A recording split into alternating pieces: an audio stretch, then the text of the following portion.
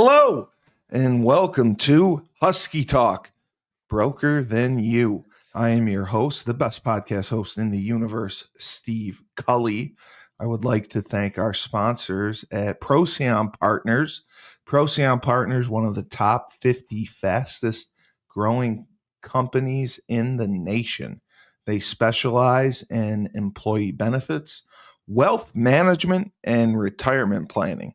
President Sean Rabinowitz is a proud supporter of Husky Talk, and that Tesla is going to be in my driveway in no time, shortly, right around the corner.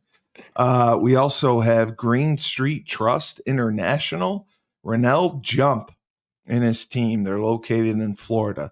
They are tax masters. They will save you money, or in most cases, get you a surprise return. Rennell and his team have been doing this for a while. They are great at putting together tax plans for businesses. So for your free strategic tax planning session, go to www.greenstreettrust.com. And then newly brought on, we have Ned Von Young, a.k.a. Fresh, who opened up Fresh Fold Laundry Company down in Carborough, North Carolina, which is by Chapel Hill. It's good for Duke students. It's good for UNC students and UNC Central students. And he's got specials and deals for all college kids who want to do laundry, which I, of course, didn't. But you should. And yeah, you should. And he's doing a great job. They've been open 2 weeks now. They have online booking. You can make appointments online. They have a subscription model, weekly or bi-weekly. They wash, dry, and fold your clothes in land speed records. And it's just an incredible place. They're ahead of their time. And that's Ned Von Young, Fresh Fold Laundry. We're happy to have him aboard as a sponsor, and we hope his business takes off. Now for the man of the hour, the real estate king of Erie, Pennsylvania himself, who joined us on our Super Bowl watch along, which was a little insane. And he did a great job. He did a great job fighting through it. Laban Marsh. Hey, great to be with you in less than a week's time, but it was fighting through it because, we know this when we have guests trying to be mindful of letting them talk and everything. But when you have those types of personalities on a Tyler game King. night, talking the game, but even before Tyler came on, and then Schumann's doing his thing in the background while Shane's trying to be serious about answering a question that I have as a defender to him as Shane, offensive. Yeah. But no, that was so much fun. And I like to watch games on my own because most of the time people I watch them with just don't understand the X's and O's. And so I enjoyed I got to give into Shane that a little information. bit. Shane wants your information. I forgot to give him your number. Yeah. No, Shane was literally, he was rewinding the film and he was doing like John Madden breakdowns of the Dan Orlovsky breakdowns. Yes, the coverages, the coverages, the routes, the protections, everything. I'm like, Shane, that's great. We don't really have time for this. We got to get going. We can't fall too far behind. Could we somehow set up a Dan Orlovsky, Shane Stafford, Laban Marsh, and Steve Cawley podcast at some point? Is he above that? I wish we could. Man, Dan Orlovsky could be above that. I mean, he is at such a higher level than us. Dan is tough to get a hold of. Dan didn't go when they were highlighting the Motor City Bowl team. They were, doing that. The first team to ever go to a bowl game. He didn't attend that. So I don't know what his relationship with UConn is. Well, who was the coach at the time? Oh, it was this past year. It was Jim Mora. Okay, but that's where I don't know if is it because of what his feelings are to his former coach or it was it was more along the lines of like I think he gets ragged on for going to UConn at ESPN, which is kind of funny. But Bro, he going to UConn is a lot worse, or is a yeah, lot better I than know. running out of the back of the end zone. I think people are more critical of Yes, that yes, than they of are of that. him attending UConn, if we're Yes, gonna be yes, honest. yes, Okay, yes. so maybe he doesn't ever come on Husky Talk, but No, I've tried. I've always tried. always an open invitation, and when one of these days we We've might tried. incentivize it enough. Um, but yeah, that was fun to analyze it, and Shane certainly knows what he's talking about but Jordan Younger, I've always said this, playing in the backfield with him. Oh my Yeah, goodness. I love listening to him talk and understanding, especially now. I mean, he's still doing it obviously in the yeah. He's CFL. with Winnipeg. Yeah, Yeah, so it's I love talking football and getting visceral, but for the most part, I try to enjoy it. But there's times where you can't and shut it off in your head. well, the strategery, if you will, involved Yeah. everything. Like the Yes. same thing when I watch basketball. Like Yes. you get to a certain point in the game, if you're trying to win, there are some things that you just have to clock You know what management, to do. Yes. timeouts, substitutions. I mean, Fouling. Yes. yeah, and so I think that's where it's always fun to analyze the game, and then it's also fun to just sit and try to enjoy it. Like again, whether it's unique plays that were made. I mean, Cooper Dijon, I don't know. It's probably Dijon, right? Is that Yes. how he Yes. likes it? Yes. It's Cooper But I Dejean. mean, anytime you get a pick six, it's just, and I saw a picture from the end zone of him running right through, like not only running through the end He's zone, but like past the pylon, and you have Mahomes kind of a fade in the background. So, I mean, those are the types of plays that will transcend his career. It just turned 22 that night. And then, it just makes for an yeah. entertaining game when it wasn't a very good game, He was unbelievable. Like just a speeding bullet. Like Well, I but had no idea who was that good. and I had been following, like, I still like getting into card collecting and things like that, and for value and whatever else. But like Xavier Worthy, he's another great rookie receiver that scoop up his cards as rookie cards Yeah, he played a because great he game. made it, and he played through the end of the game, unlike Kelsey, who gave up on I don't know how many plays, but Yeah. Worthy's the one that made that deep ball. And so I think that's what I enjoy about it. And then coming up with the combine soon, which is where it gets into a discussion. And I'd love to talk about this because I've also seen Cooper's highlights from his high school. Bro, Yes. that dude threw it down left and right. And Yes. I would love to have some college coach or recruiter come on. Well, Schumann, I mean, what is the perspective on multi-sport athletes? Because so many people, and I'm sure it's not just the Erie area, but I hear coaches all the time. Well, they're like, well, I don't mind if they play other sports. It's like, hey, dude, how about you encourage them to play other sports? Yeah, they don't. And They don't. that's the most frustrating thing, because when you see these guys at the most elite level and you reflect on their career, they all played multiple sports for a multitude of reasons. And then I go back to, I love talking about it. Certainly, these Miami guys in '01, because it Yeah, was they're all wearing track. February. I think it was February. What's today's date? The 13th? The 13th. February 18th or 19th of 2001 is when I won that Big East title. Like, right, I think it's right there. This race right here. That baby right there. Yes. Yeah. Philip Buchanan, Willis McGahee right there on the edge, finished 5th place. Jonathan Ordway, who Stafford had played arena ball with. And then Antonio Brown from West Virginia, not the clown that played with the Steelers. Right. So had I not played multiple sports, I never would have had those opportunities to ultimately compete against the best of the best. And so, again, I can't pound it home enough. And it's not even like coaches are one thing. They're going to encourage you to get as good as you can at their sport. But parents and athletes themselves, like no coach was telling me, hey, you should really specialize and just stick to this one. Like all of my coaches, thankfully, literally encouraged me to play other sports, try different things. You never know what you're going to be good at. But when I think of guys like Cooper, and I mean, Danny Ainge played professional baseball and basketball. I mean, there's so many guys, the list goes on. Deion Sanders, Bo Jackson, absolutely. And I said that recently. Like, I don't think your kid's going to be Bo or Dion.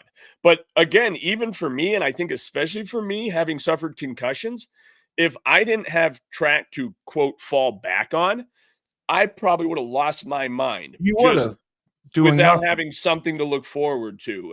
being a regular student. Yeah, Yeah, and 100%. or not only a regular student having to work like fish in the Yeah. office with the Oh, staff. I yeah. mean, Licking it's envelopes every day. yeah. So if I could just do anything here today, it would be encourage your children to try multiple sports. You never know what you're going to be good at. You never know what you're going to love, and then once you build that passion, listen, kids don't realize like they can literally do anything they want, but you have to commit to it. You have to put that hard work in and you got to delay gratification. And especially in like the pole vault, Absolutely. kids want to be great tomorrow. And it's like, hey, dude, there is so much of a foundation that I need to build for a pole vaulter. Now, they might have a gymnastics foundation or something that will help. But with anything, you can be the best golfer by hitting more golf balls than anybody else.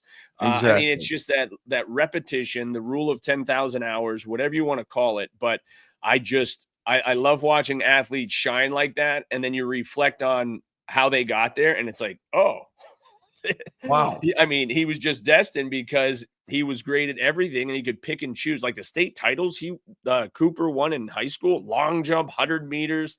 Jesus. I mean, it's insane. And those Was he cats pack a a gym. decathlete or anything like that, or they just put him No, in everything? I All think he just sports? ran. Yeah, he just ran. And that's where, like, here's the other thing. If you have speed as a foundation, I don't care if it's soccer, I don't care if it's basketball. Like, when you've got those bursts of speed, Yeah, you can do just about anything. that quick twitch And muscle. again, I think that's where when so many people that are specializing in their event, it's like, hey, you probably need to just break it down to the base of getting faster. Like, you're a Exactly. baseball player, can you steal first to second? How quick are you first to second? That I makes mean, a huge how difference. did you ever watch Bo Jackson track down a ball in the outfield? I mean, Wow. listen, speed kills. And so I Like think a again, deer. when you've got guys running sprints that are also out there on the football field, yes, it's a different speed, track speed, and football speed, but they both help each other. So encourage your kids to do multi sports if Well, you that's would. like with Dave right now. He is starting his 7-on-7 football club, Yeah. and Oh, nice. they start going to tournaments in a few weeks, which is Well, crazy to me. so is that like flag? I mean, 7-on-7, are they doing Flag, full yes. pads? Yeah. Well, Right. listen, it just became a PIAA event for women or sport for women. I think Yes, they're doing it as yes. well. So, like I have talked about with my son right now as a third grader, and tackle football with helmets and pads starts in fifth grade.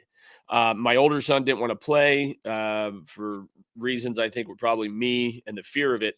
But I'd love to be able to even create a fifth through seventh grade like co-ed league for kids that aren't ready to put helmets and shoulder pads on, and then create a co-ed league so that you can start preparing some of the girls for that high school level flag football. So You that's know, me being a bit of a dreamer. But if there's anybody no, in the no, no, Erie no. area that wants to work with me on a fifth through seventh flag football co-ed league where teaching just fundamentals of the game and showing some speed and agility, I think that'd be a great opportunity for kids that just hang it up when they don't want to, play tackle football in fifth grade or beyond.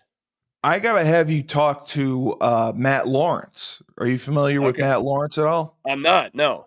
Tell me So more. Matt Lawrence was a running back at UConn.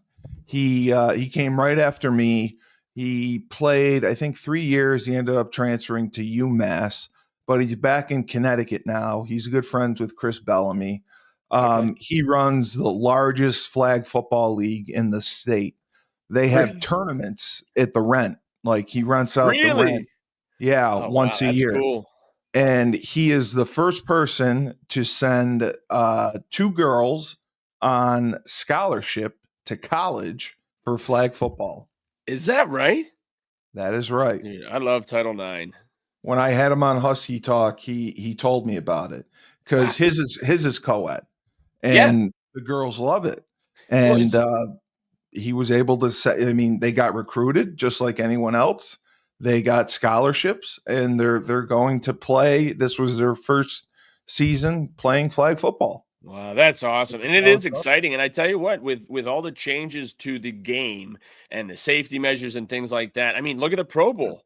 They did the very same thing with the Pro Bowl. So I think, again, you can those of us old school that love to see the big hits and things, it's just watch film, go to YouTube, enjoy it there, because the future, I think, is in highlighting more of the skill and ability without the collisions. And again, it is a completely different game, even for the record books. It is. But I think flag football is such a great game, teaches you so many life lessons.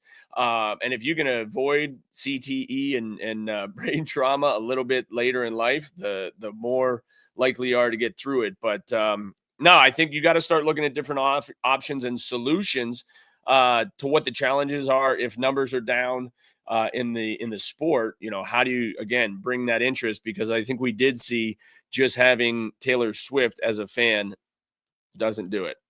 No. That's not the answer.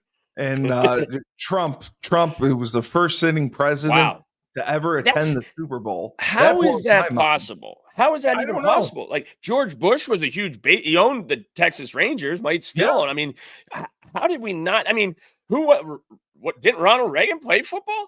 I mean, like, how did none of these? That's insane to me. Eisenhower played, I believe. Yeah. I mean, it was big, wild. But it can't be because of security reasons or anything. Like, I mean, partially, I would imagine security. Well, I don't know. 80,000 people. Oh no! I mean, service to get them in and out. Yeah, he's got to have a suite. I don't know how it would work, but he was the first sitting president, and the hilarious part was he took his moment to take a dig at Taylor Swift immediately. He said that, they booed Taylor Swift. He said, MAGA people don't forgive as easily. That's what he said. Well, I think for the football purists, there's so many fans that just want to see a football game, and the best was when the Manning brothers had Belichick on and they panned it. He goes, "Oh boy." And it's kind of like, for most football fans, they just want to see the game. I mean, Bo Jackson doesn't even want to see you dance or celebrate. Like, Bo Jackson can't stand that. My dad was always hand the ball to the ref, act like you've been there before. And those celebrations have gotten out of hand. I mean, they're choreographed.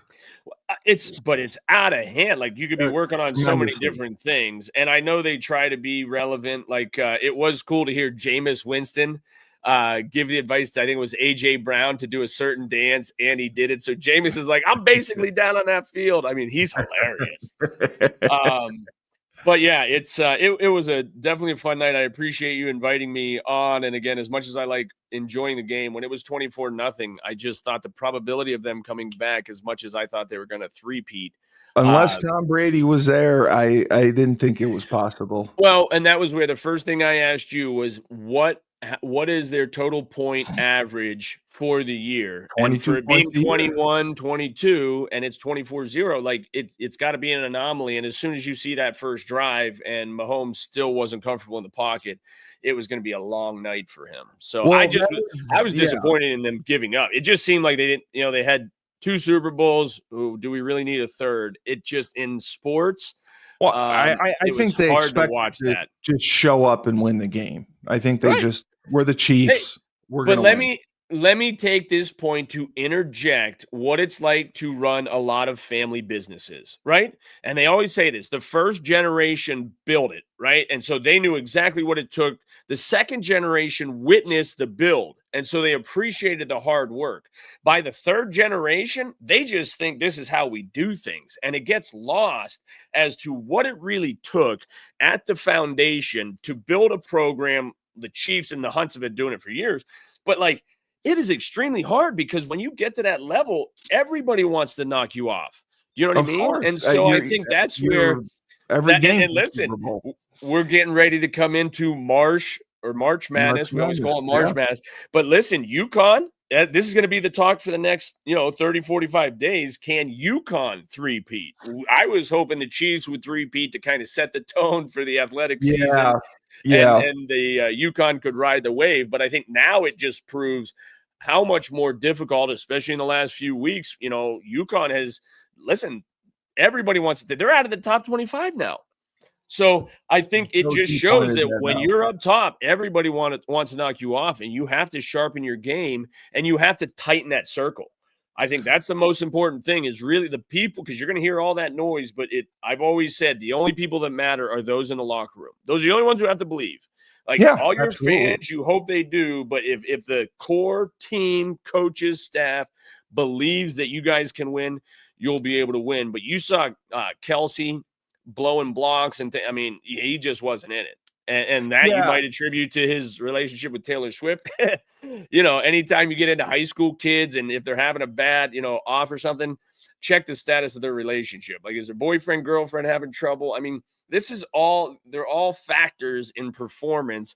Is, what are you surrounding yourself with?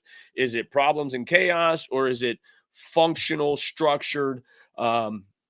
Man, that seems like we went off on a tangent, but that was fun. You're absolutely right. And, we did Husky Hoops with Joe D. Yeah. And he said the biggest mistake by Hurley was, talking three-peat instantly. When he didn't go to LA, he thought, bringing up the three-peat and forcing it on new players, because they lost some of their top players last year, and putting the pressure on them to three-peat was unnecessary. And that's part of the reason they're struggling. They're struggling. Well, and if I could also interject a little business information, do you know that Pat Riley has intellectual property on the term three-peat? And so anytime they use that, he somehow gets a kickback. I'm sure he does. And so I've heard they talk about changing it. And so I saw when the Chiefs were up, somebody wrote the Reed-peat, like with Andy Reid instead of three-peat, the Reed-peat. And so I just thought that was fun. I don't know how much, I didn't dig into it, how much truth there was to that. But somebody like Pat Riley, it would not surprise me. I think it was with Miami Heat, maybe. Well, with the Heat, he coined that term, and then somehow, whether it's a he trademark copyrighted or intellectual it, property, that's amazing. I love stories like that about true entrepreneurs. He was smart to do that. He was smart to do that. 100%. It's so rare in sports where teams have opportunities like that, and football, it's so hard to get back. And my thing was, I looked at the Chiefs statistically. Yeah. This was Patrick Mahomes' worst season statistically ever. Yeah. Which was amazing to me. I didn't know it was, I knew it was bad. I didn't know it was that bad. He threw only 27 touchdowns. He threw 14 interceptions. This was the first season ever he didn't hit the 4,000 yard mark. He always throws for 4,000 yards plus. He's thrown for 5,000 yards plus. He's thrown for 50 touchdowns plus. And this year was just an epic disaster for him. And to me, that makes it almost more impressive, because at the end of the day, a win's a win's a win. Well, and we heard how many of those games did he win by less than one score? So 11. As much as I agree statistically, it was a terrible, relatively speaking, for him, and yet to see still what he was able to accomplish, it is interesting. And again, I think as soon as you started to get into the GOAT talk with Tom Brady and Patrick Mahomes, it's just way too early. It's just way too early. I hope he stays healthy. I hope he stays healthy. He's been to 5 Super Bowls already, and he's three for 5 in his Super Bowls. He's got Super Bowl MVPs. He's got regular season MVPs. He's one of the few to have both. I just think talent-wise, offensively, the number one thing to me that stood out, they didn't even try to run the ball. Kareem Hunt got 3 carries. Yeah. Isaiah Pacheco, their other good running back, got 7 carries. The leading rusher was Patrick Mahomes. And, they had 11 carries for 49 yards, I believe was their total. Well, And the Eagles, meanwhile, they didn't average as many yards per carry, but they nearly doubled them in attempts. They had 40 rushes, I think for 150 yards, but I'll double check that. But that when you give up on the run like that, I don't. That's what Shane and I talked about in our pregame. Because once you make them one dimensional, that changes everything. And Mahomes, Mahomes usually runs, but he was scrambling. Those yards are scrambling yards, not running yards. He was running right, left, back. He was doing so uncomfortable. Yes. And I think that's where, because I always say this in business, and tomorrow I get to talk to my wife's their mortgage business and their loan officer. So I'm a little stressed about, they gave me 15 minutes to talk. Are you kidding me? 15 minutes, dude? Yeah, that's not going to work for you. That's going to be the biggest challenge. That's not going to work for you. Oh, great. And I just lost my train of thought. You're talking, I was talking about the running game. Philadelphia had 45 carries for 135 yards. They only averaged 3 yards a carry and 1 touchdown. But the issue, and you talked about this, time of possession. Yeah.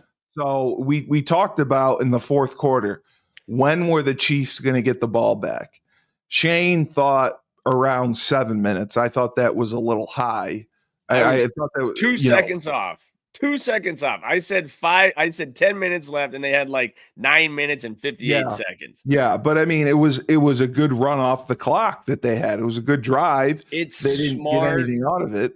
But yeah, and I think, listen, as a Western Pennsylvania guy, Sirianni coached at IUP for a bit. I heard that. So yeah, I mean, and so I think you can always be excited for one of the two teams, obviously. But when you look at that, and Andy Reid obviously is an incredible coach. But listen, any coach will tell you, I can't strap on a helmet though. Like, I can tell you what to do, but you guys got to execute. And the execution was not there on the side of the Chiefs. That's for sure. And I didn't even know this. My father knew this. Saquon Barkley is from the Lehigh Valley. Yeah. Oh, he's an Eastern PA guy. Yeah, and he went to Penn State. He's a Penn State guy. Oh, yeah. PA was fully represented there. Oh, Whitehall. Yep. I didn't know that. I thought he was from Jersey. But no. That's incredible to me. Saquon Barkley doing that, and this was his FU season. I'm curious if he played in the Big 33. Actually, you would think he'd be a lock.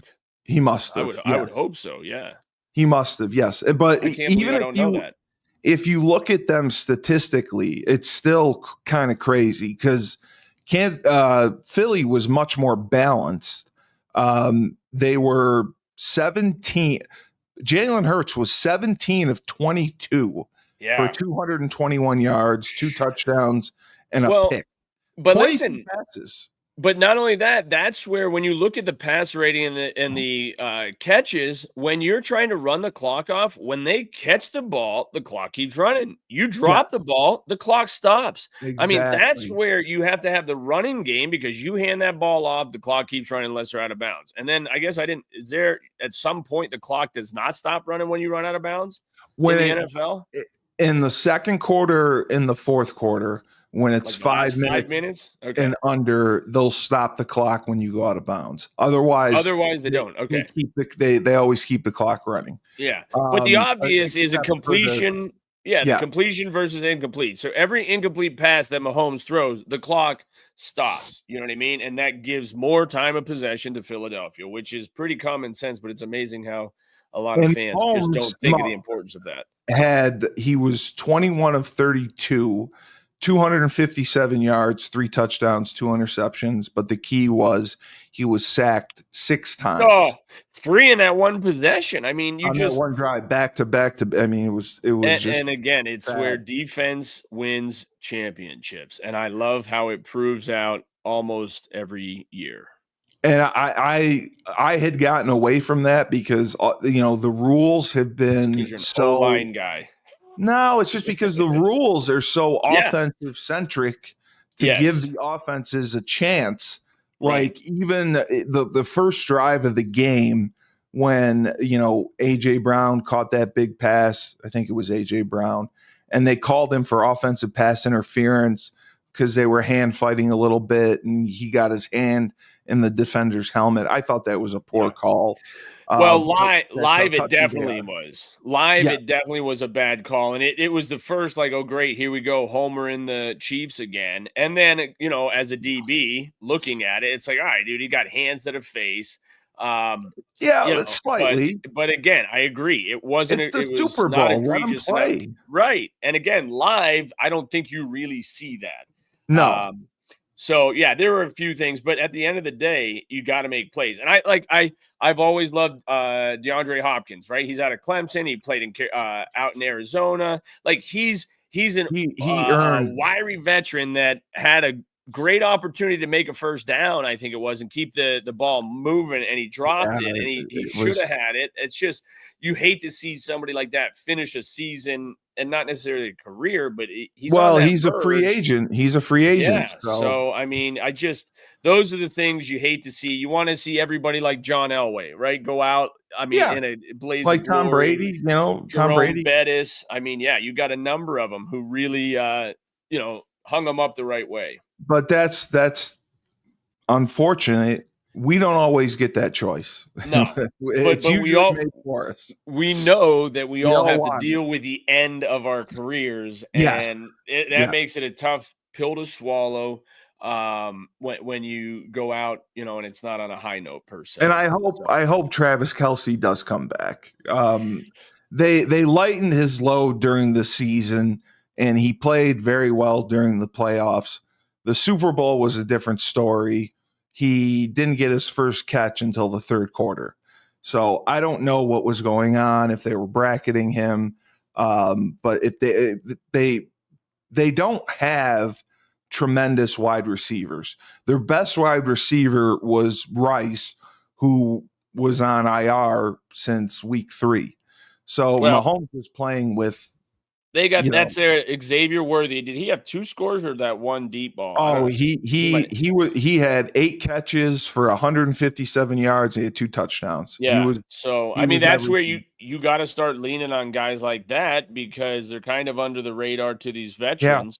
But it was just too little, too late.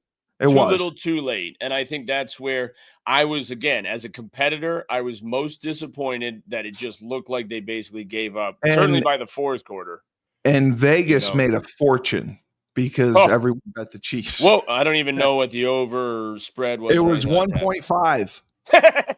The Chiefs were favored by a point and a half. Yeah. Wow. Yeah, I mean. Yeah, but again, I didn't have a dog in the fight, if you will, but you still want it to be a good game. Like that I still look back on that Seattle New England, where it ends again with a defensive interception on the most crucial of plays. And when you look into they had been reading that throughout the season, even in preseason. Malcolm Butler. Yep. I love how it might only happen one time. And I remember in high school, we played a tough team, Youngstown Ursuline, who had a guy that played at Ohio State named Sean Penny. But they had one play when they motioned their fullback as a free safety. I was supposed to fill the gap. And they're like, dude, it is 100% of the time when they put their fullback in motion, bro, it was the largest hit of my high school career. It was just one of those and it wasn't that. It was just he didn't catch me. He didn't know I was going to be right in the gap, and I filled it quickly right at the line of scrimmage, and it made for a highlight type hit. But it's because of the scouting, the film, knowing that this is a tendency that they do. And I know it's gotten so much more complex with RPOs and things, but I think studying film and the visceral side of football is often that's overlooked. What makes it so special. That's why most quarterbacks are so much smarter than the rest of these guys. Well, they got to know 11, basically 22 positions on the field. Like Tom Brady knew what the defense was doing, plus all of his guys. So it is impressive. It's a great game. I'm going to miss it until the UFL starts this week. So is it this week? Yeah, I'm Wow. pretty sure there was an ad for it. The Rock's League. Wow. Well, at least they know to They're cater going to right those into it. degenerates that can't go without it for too long. Yeah, I mean it's tough. I mean, it's the most popular sport in America by a lot. The ratings for this Super Bowl were the highest Is ever, that right? which I Wow. would have never imagined.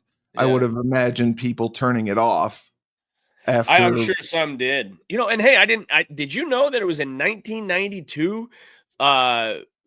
I think CBS was carrying the game, and at halftime, I guess Fox put on like In Living Color, and so there was no Yes. halftime show at the time, so that the people just started watching that, but never went back to CBS to watch the second half.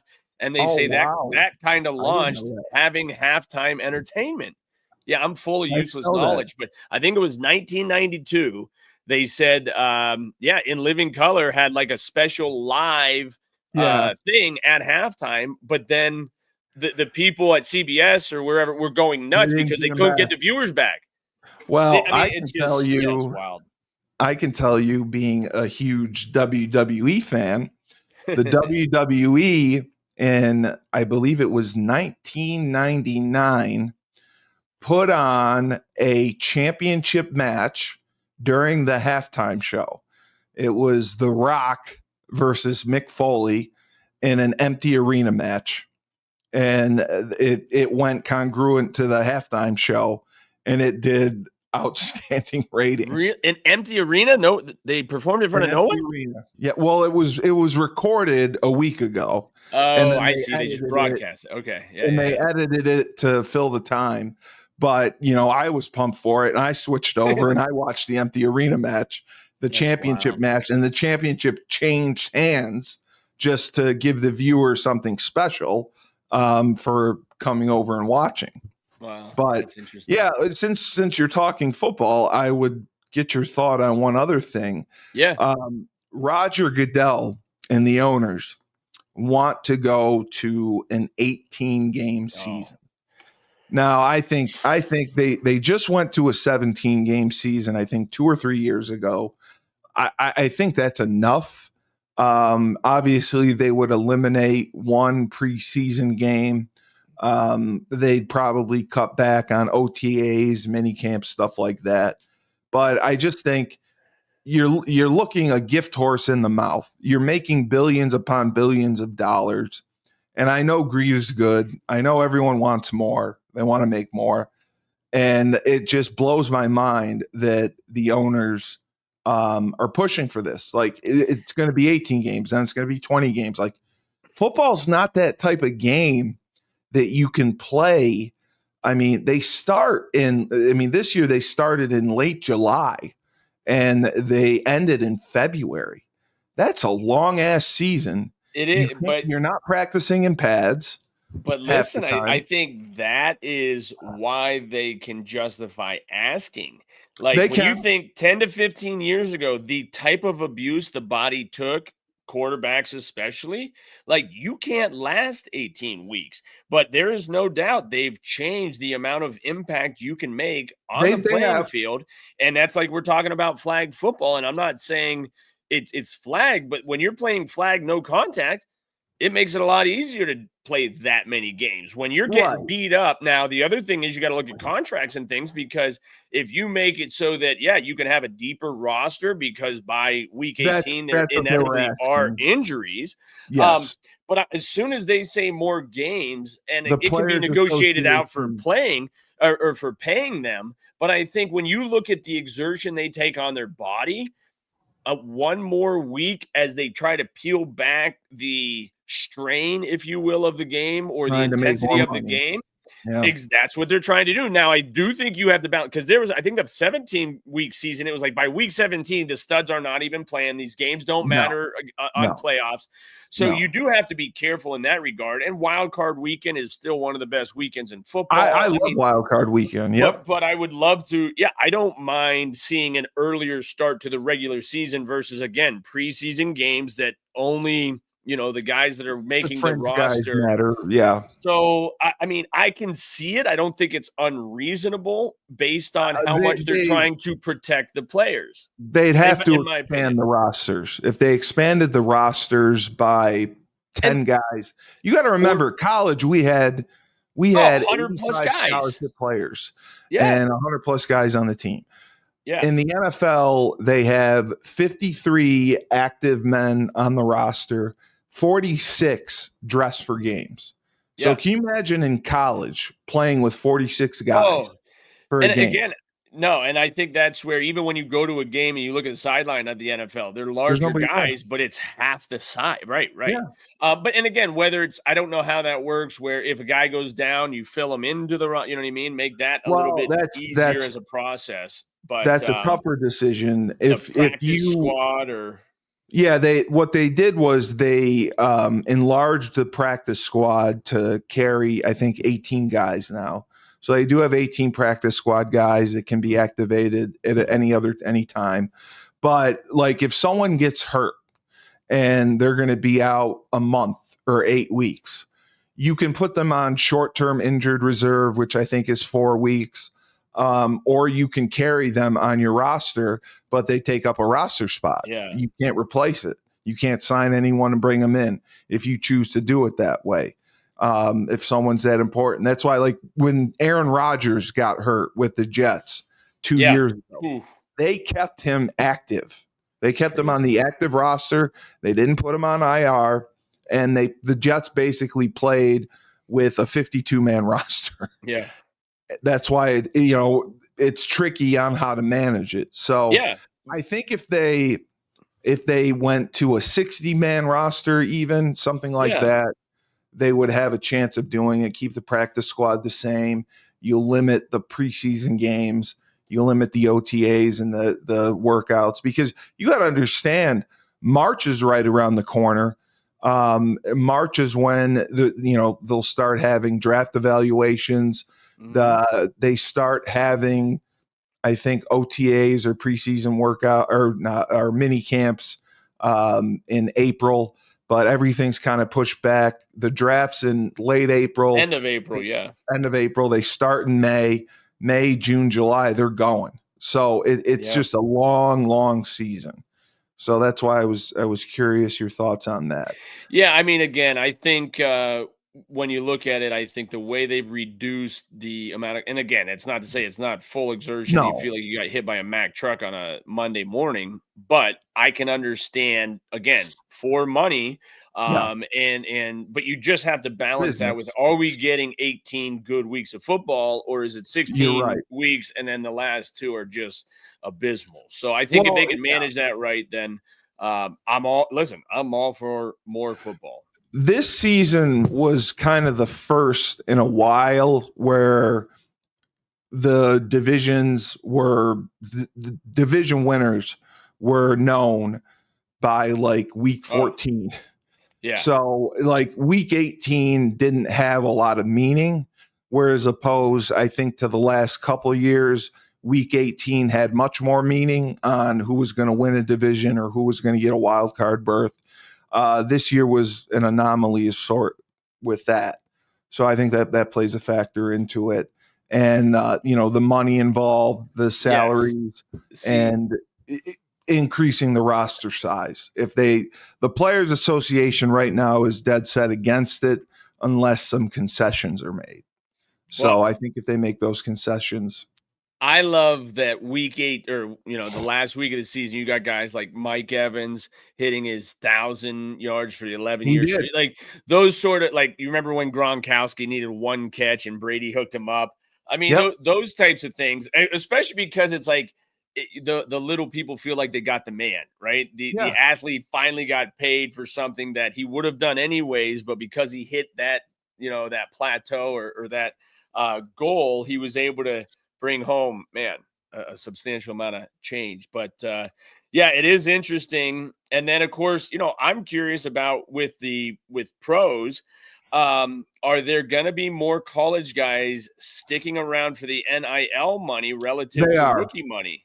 Yeah. So what is that going to do to the NFL? I don't think it's going to, depleted anyway, but it should make for, you hope, better college football if some of these guys that are elite NFL potential, even if they were like a second rounder that are sticking out. Like I think of Drew, I should be able to remember his name. Penn State's quarterback, Drew Drew Allure, or whatever his name is. Yeah, I can't think of his last name, but he announced that he's coming back, and he just didn't have a great end of the season to justify if he wants to play in the NFL. Like, you got to have a better season coming off if you want to get yourself elevated in the draft. And they know, the coaches know, talking to scouts and evaluators, where you're going to get picked. But the last season was the lowest amount of juniors that declared for the NFL draft since like 2006, I believe. They said, and it's because of the NIL money. It's changing everything. Now, one of my other co-hosts on another podcast, the Moneyline podcast we do, Frank, the guy whose pizzeria I was at, he firmly believes that the NFL should do a developmental league during the season. He said it should run congruent to the NFL season, and they should play on like Wednesday nights, something like that doesn't compete with the NFL. And each team can have affiliation with one of the teams. Minor league, like baseball minor league? Yeah, like that. He said the reason being because when there's injuries, a lot of the times you see free agents getting called out who have been on the street or have been just working out or who haven't been playing. He says this way you have ready-made athletes who can play. You can run your system with the affiliate and you can move them up. And that was his big idea, his big thought. Minor league football for Erie, that we're in between Pittsburgh, Buffalo, and Cleveland, you would hope they'd have to have, like, that's what the beauty of minor league baseball is. We've got a great minor league baseball team in the Erie Seawolves where Justin Verlander pitched here for a few years. Yeah.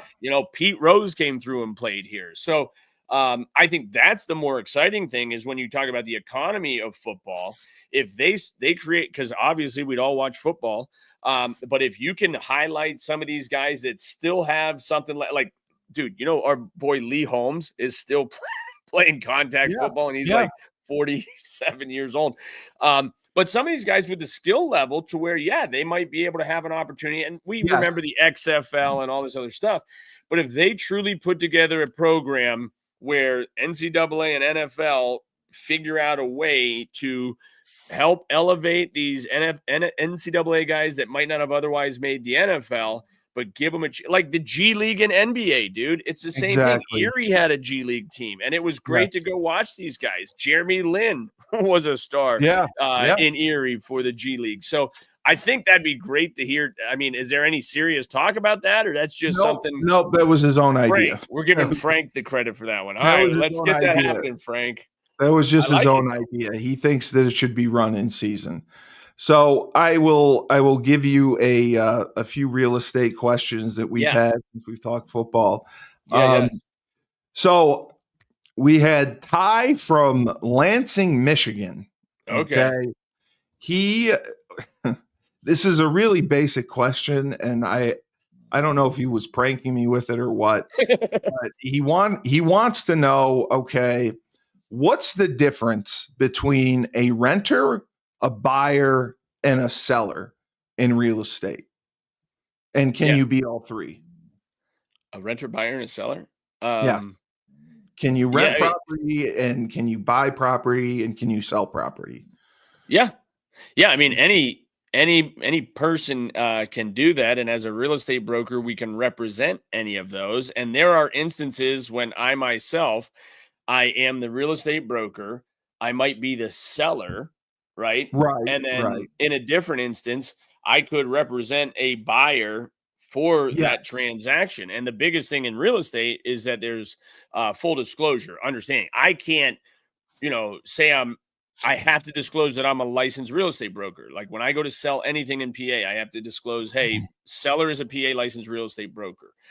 So I think with full disclosure, but a tenant is somebody who rents, and you can rent, like there are people. So technically speaking, Like our family owns 8840 Peach LLC, and we own the buildings. But then Marsh Team Realty, same ownership, different entity, we technically rent 8840's building. Our business rents. So, you know what I mean? There are 100 ways to skin a cat. Talk to your accountant Okay. about those things. But yeah, I mean, buyer, seller, and tenant or renter are all three different things, but any one person can be all three as well. Now, this person also watched a Netflix show called Worst Roommate Ever. And Not he had a familiar. question. Well, you need to watch it. It's pretty intense. Really? Just Yeah, true story? they're all true stories. They're the All right, craziest cool. shit. It's the craziest shit I've ever heard. I don't know if I can handle that, but okay. But he had a question because in one of the last episodes, this lady took in a friend of hers, and immediately the friend was complaining about various different things and not paying his share of the rent. He was saying, the shower doesn't work, or he would constantly run the water all night to run the water bill out. He drove the landlord crazy. And he wasn't paying any rent to the lady. So the lady was forced to rent out space in the apartment because she couldn't afford the rent on her own, and she was working like double and triple shifts to make ends meet, to make enough money. And basically she brought a tenant in, and the tenant put a tent up in the middle of the room, and that's where they lived, with an air mattress and everything. Is that legal?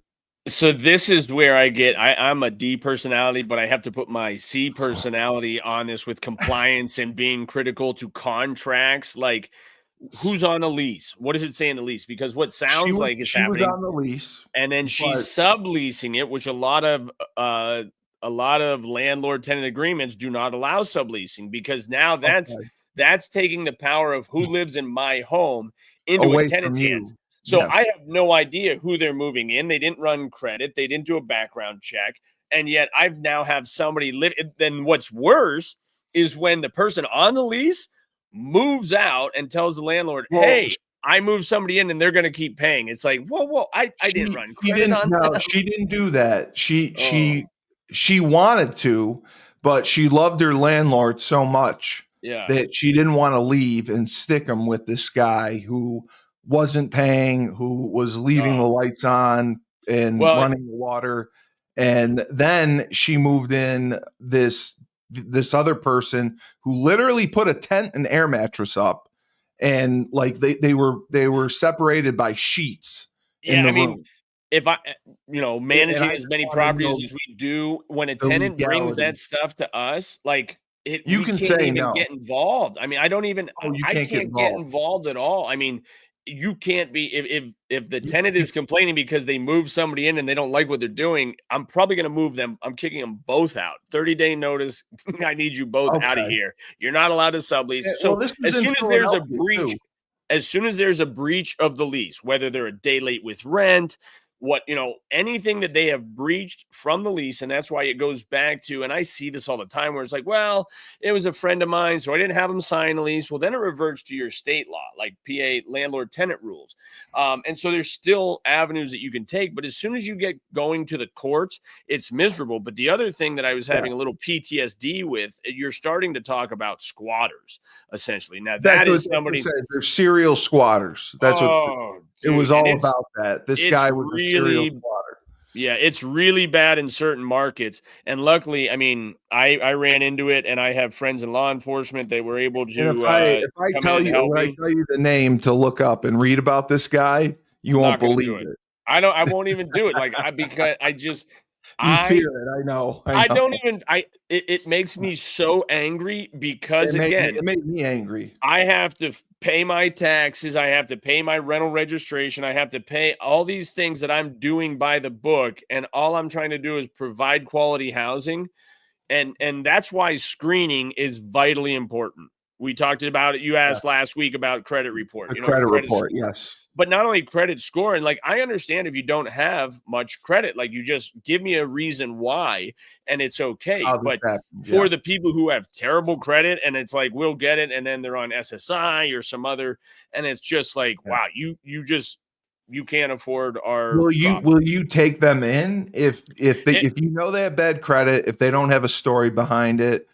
Can you ask them for more of a down payment or anything? Or no? Listen, I'm sure there's some people that will do that, make exceptions. But for me, with as much of a business as we run systematically, I mean, you just have to have policies in place where, and again, we represent other owners. So if we will sometimes, if a tenant proposes something different than is kind of by the book, I'll run it by the owner of the property and we can manage it in a different way if they come up with some sort of agreement that makes sense to everybody.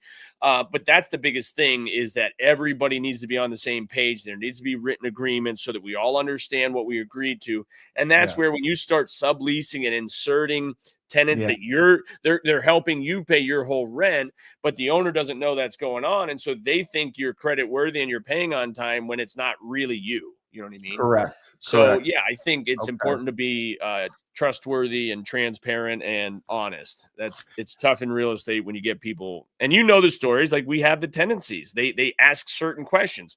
I know. So that will you do rent to own? Well, it probably means you don't have a good enough credit to buy, or you don't have the down payment. So there's certain questions that get asked that trigger red flags for us. But yeah, it's always an interesting game. But keep that stuff up in Michigan. Yes. Ty in Lansing, Michigan, which is Lansing, Michigan State, right? Because Ann Arbor is Michigan. Yeah, I think it's East Lansing. You had a question from Eric in Cleveland, and he wanted to know the definition of a building being rent controlled or stabilized. So I know that happens in New York City. There's rent control. I know, but we just talked about this. The city of Erie, Erie City Council just passed, and I've got to look it up, to see officially, but they had talked about a form of rent control, basically capping rent at a certain amount, so that people can afford it. I thought it's only if people have lived there for a certain amount of like a long time. Well, I mean, I don't even think you can get grandfathered in for things like that. I mean, it's whether that now, again, I mean, when you have established leases and things like that, and that's where I'm curious how it gets enforced ultimately. Because again, like we have, if we rent to Section 8, there are certain caps that they will go, whether it's a 1-bedroom, 2-bedroom, 3-bedroom, certain amenities and things like that. But they have kind of like a baseline of what they can provide. And then it has to be agreeable between, the tenant, the authority, and the landlord as to what everyone is paying. Because what happens with Section 8 is if somebody's on Section 8, but then they get a better job or a second job, now their support might go down. So then they're responsible for more. But a lot of landlords, they think it's just set in motion and they don't follow up. And then they can get into where the tenant either owes them a substantial amount of money, which they'll probably never recoup. But the rent control, and you said rent stabilized. I mean, I've never heard of that. Rent. You never heard of rent stabilization? No, I mean, I think there's a type of market where you might see rents stabilize, but for us, they've been on the upward trajectory again because of supply and demand. And quite honestly, a lot of the homes that are being rented now are updated and look a lot nicer than what they were 5-10 years ago. And it's just like any other investment. Like if I put $15,000 into a new kitchen, I'm going to ask more in rent, not only to cover the cost of the kitchen, but because it's elevated now above, rent was here. Well, now that's got a new kitchen, rent's up here because any new rental or any rental that has a newer kitchen has been renting for this comparable data. So I think a lot of times for landlords, it's worth, especially on the front end, like when you buy it, fix it up, really update it, because you're going to get a higher level of rent. And we did this with a place we have right now that I'm getting ready to sell. We bought it in 2014, renovated the kitchen, not as much as the bath. And so now we get it 10 years later. I'm about to put it on the market, and I had to redo the bath, tile the surround, put a new vanity and sink, do some other things, replace the fan, light combos, and light fixtures just to update it. Now, that would make it more valuable for what I would get in rent, but it's also made it both, it'll sell quicker and for more money because those updates have been done more recently. Right. So I think that's where, for any landlord who just thinks of the cost, they have to look at the return as well, both what it did to the value of the property, but then what it also did to the value of the potential rent. This question came when Sam was on. You typically you do commercial, you do rentals, Yep. right? And you also sell property, correct? Correct. You do not build property. We don't build homes ourselves. No, we can represent builders, but we don't have a division of building. No, and we don't even do renovations. We don't have a contract buy as well. Do you buy as well? Okay. Oh, so yeah. It's been in fact, I was looking through my list. Here was I did this at one point. So here, let me see if I'll hold this up. Can you see? Okay, so yeah. So 2004 was the first year. This was my timeline of purchases. Okay. So we were up to, I'm going the wrong way. That. So in 2020, we haven't bought any, look at that. We bought one in 2016, one in 2020, and we were up to 48 doors in 22, but I've sold. And what is the reasoning? What would you say the reasoning is for not buying? Because I know you wanted to liquidate.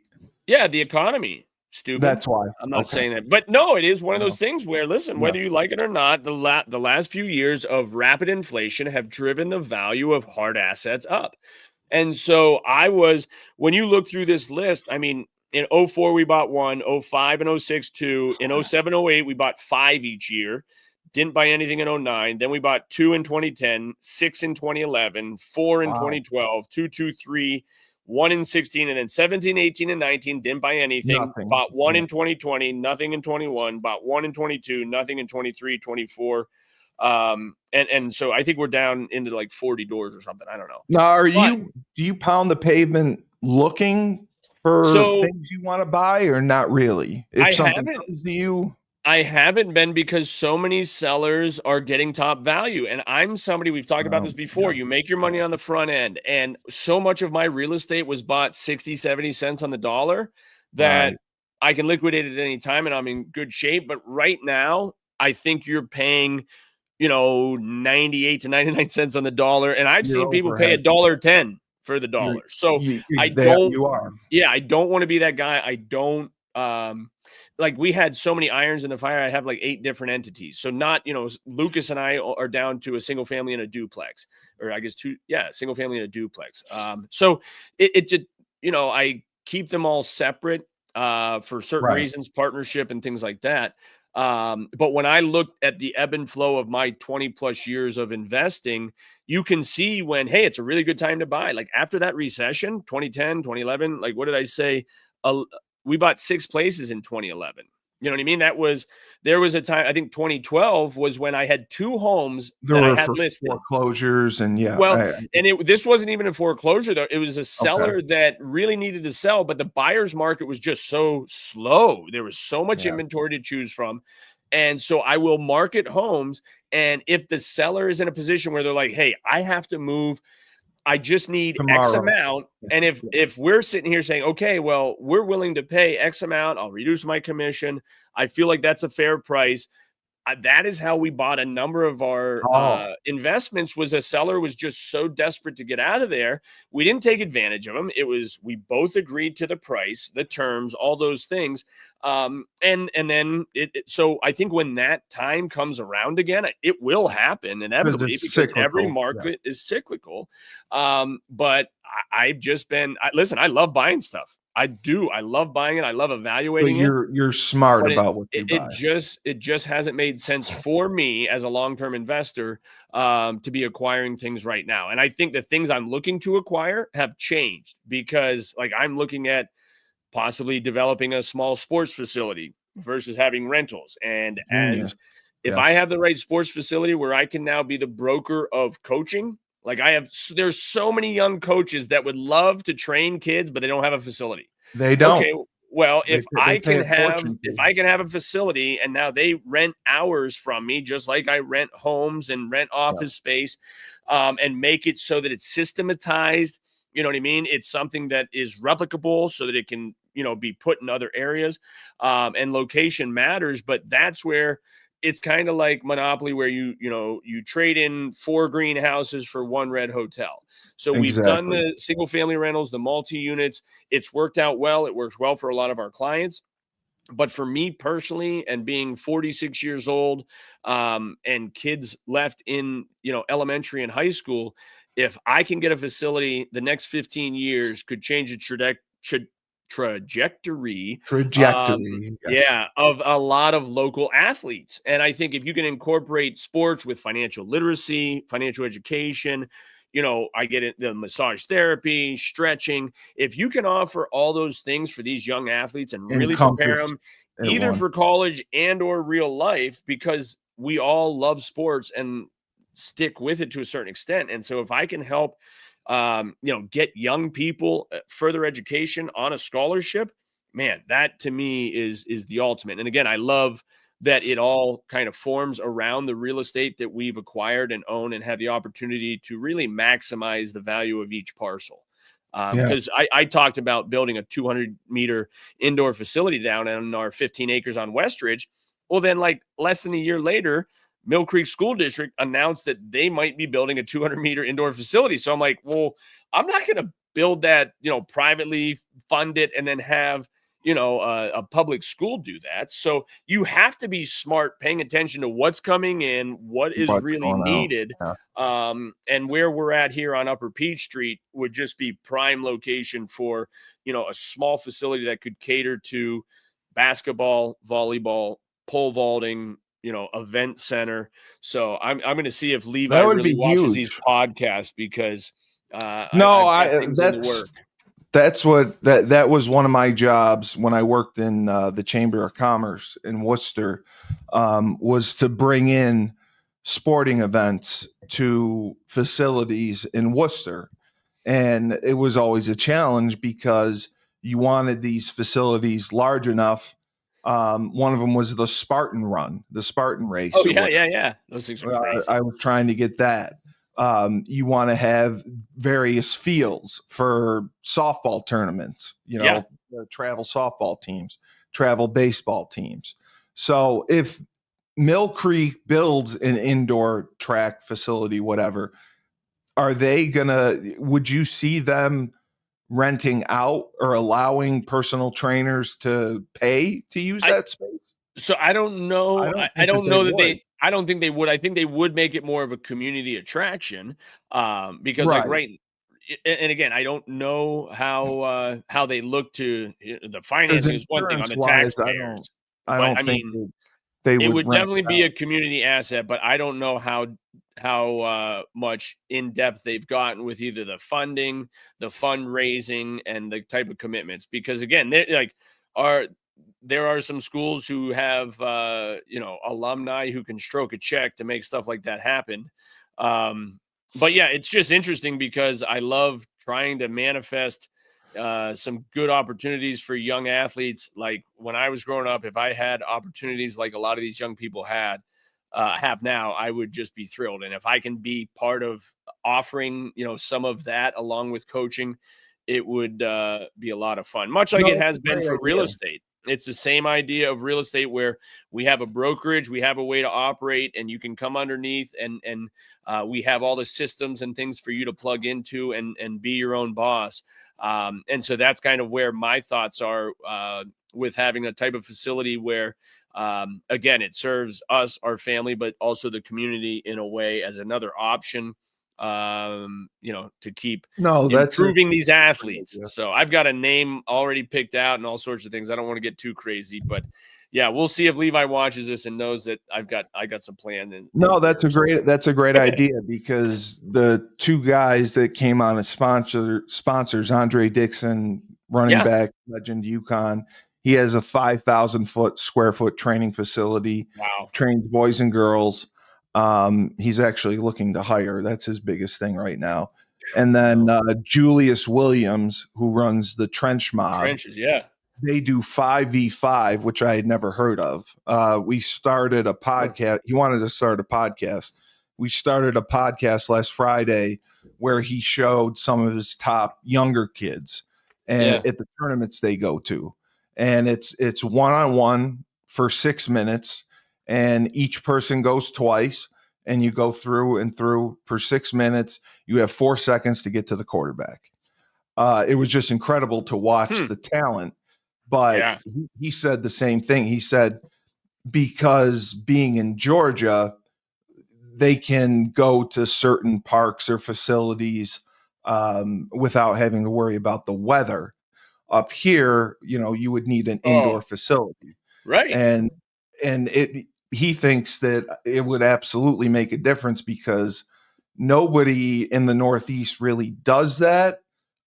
Personal trainers will work you out for a certain sport, right? But they won't go through, any technique, advancement, teaching progression stuff that he does with his guys.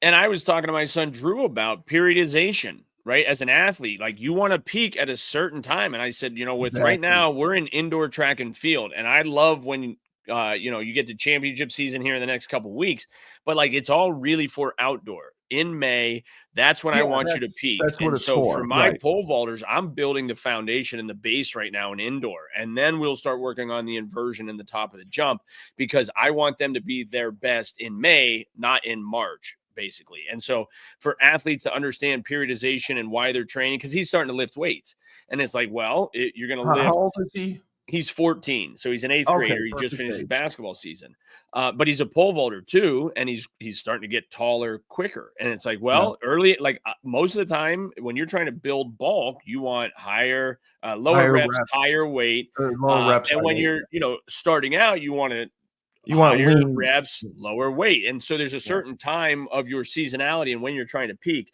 Those are the things that so many, like it didn't even occur to me until I was in college. So like for high school, middle school athletes to start to understand, especially in multi-sport athletes where it's like, okay, I have to periodization on 2 or 3 different sports. So I want to peak in championship season in these different sports. That is much more complicated than the specialist who's just trying to peak in championship season of the one sport they do. Correct. So there's a lot more, again, visceral and mentality and planning for athletes like that. So, okay. But hey, we didn't talk much real estate, but that was awesome, dude. Well, I'll give you one more real estate question. It was from Florida. Probably Sam's people, but they wanted to know, what should I do to prepare my house before selling it? Yeah, so great. There are 2 things that goes into it. The 2 most important things are depersonalize and declutter. Okay, and by depersonalize, get your pictures out. Like first, you're moving. Oh my goodness! Like the stuff I have up here, what you have, like. Yeah, in fact, I tell sellers, hey, if you could get, if you know who's looking at the home, the buyers, better put their family photos up, not yours. They can't see put themselves. Their favorite teams up. Right. So when I say declutter, make it look like you're moving. Nobody wants to go in there and think it's going to take you 6 months to pack things up. But depersonalize, and I tell people, like when you go into a hotel, there's like one landscape on the wall, right? That's it. Something either about the local area or something like that. But declutter and depersonalize, take all your personal stuff down. I remember when my grandparents were selling their house on Finley Lake, and my grandmother in their family room had to have 122 photos of all of her grandkids, which was great. It's like, but take the pictures down, paint the paneling so that it makes it look bigger. But declutter and depersonalize are the 2 easiest things to think about in getting your home ready to sell. All right. Excellent answer. Excellent answer. Let me finish that story though, because I was doing an open house once, and a guy that I had graduated with was selling his home, and a woman that we graduated with came through the open house with her mother, loved the home. And as she was walking out, she turns, looks at the picture and says, "Hey, is this his home? Who we graduated with?" I'm like, "Yeah, it is." She's like, "No way." Done. Killed the deal. Now, she would have realized it when we put the contract together or anything else. But like depersonalized, because otherwise, and my mother-in-law did this. She never believed me until she was looking for a home. And she says, hey, we love this home. And then I looked at who owned it. And we know them. I don't have any problem with them. I could just never live in their home. And it's like, okay, well. That makes sense. That makes sense. All right. Well, I have to thank our other sponsors, Dynamic Human Performance, legendary running back Andre Dixon. We talked about him earlier. 5,000 square foot state-of-the-art facility. He trains boys and girls of all sports, all ages. He's sent many kids on Division I scholarships, boys and girls, whatever sport they play. He's gotten them to the next level. He is truly the best of the best, located in East Hartford.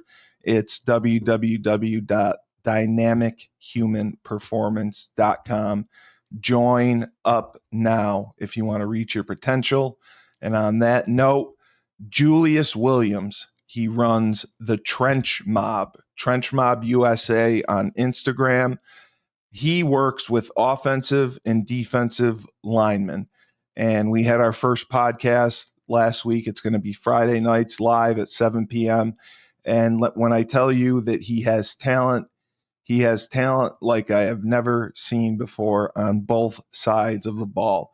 We watched some of his young bucks that already have Division I scholarship offers. He has a great team of coaches, from Anthony Smith, who was a safety at Syracuse, played 6 years in the NFL. He kind of oversees the Trench Mob. Julius works with the defensive linemen, and then Coach Jordan works with the offensive linemen, and we'll meet other members of his team. If you want to be great, if you want to have a Division I scholarship, if you want to play at the highest level, if you want to make a little NIL money on the side, Julius Williams and the Trench Mob is for you. So they go to 5v5 tournaments, battle. All you have to do is go to their website, www.battleofthetrenches.com.